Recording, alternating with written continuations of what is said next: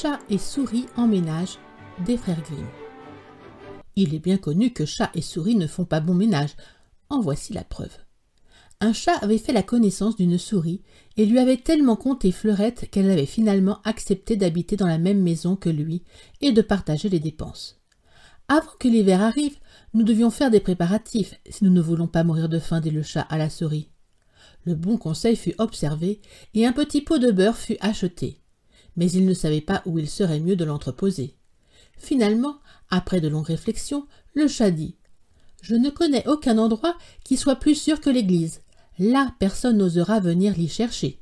Nous placerons le petit pot de beurre sous l'autel et nous n'y toucherons plus. » C'est ainsi que le petit pot fut mis en sûreté. Mais il fallut peu de temps avant que l'envie prenne au chat d'en manger. Il alla donc voir la souris et lui dit « Ce que je veux te dire, petite souris, c'est que j'ai été demandée comme témoin par ma cousine. Elle vient de mettre au monde un petit, tout blanc avec des taches brunes.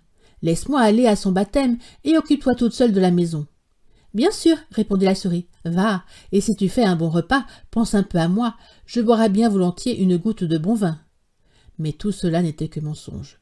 Le chat n'avait pas de cousine, et nul ne lui avait demandé d'être témoin. Il se dirigea tout droit vers l'église, se faufila jusqu'au petit pot de beurre et en dégusta un peu. Puis, il alla faire une promenade sur les toits de la ville et prit un bain de soleil, tout en se pourléchant les babines à chaque fois qu'il songeait au petit pot de beurre. Il revint à la maison seulement lorsque le soir fut tombé. « Ah, te voilà enfin de retour, dit la souris. Tu as sûrement passé une belle journée. »« Ça pouvait aller, répondit le chat. »« Et quel nom a-t-on donné au chaton ?» demanda la souris. « Un peu, répondit sèchement le chat. « Un peu, s'exclama la souris. Voilà un nom assez singulier. Est-ce courant dans ta famille ?»« Que trouves-tu donc à ce nom, dit le chat. Il n'est pas pire que Bröseldip, le nom de ton parrain. » Peu de temps après, le chat eut encore une autre fringale.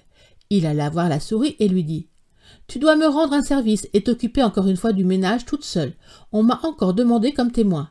Le petit a un collet tout blanc, je ne puis refuser. » La bonne souris acquiesça, mais le chat, longeant les murs de la ville, se faufila plutôt jusqu'à l'église et mangea cette fois la moitié du beurre.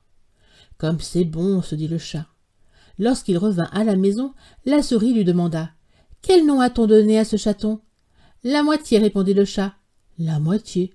Mais que me dis-tu là? Jamais de toute ma vie je n'ai entendu de nom pareil.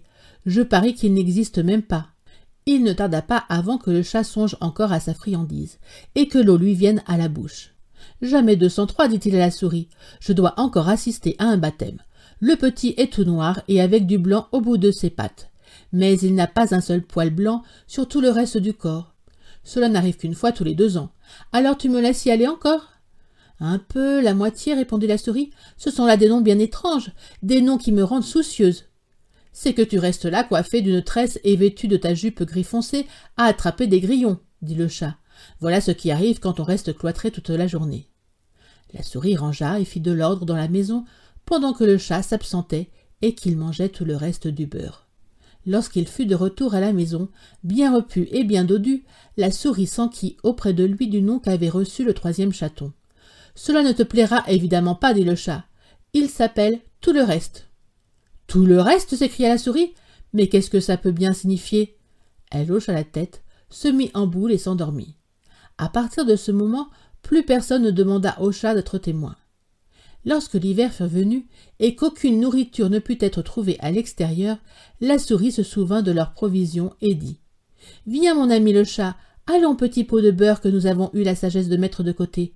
Nous allons faire un festin. »« Certainement, répondit le chat. » Ils allèrent donc à l'église, et quand ils arrivèrent, le petit pot de beurre était bel et bien encore là, mais il était complètement vide.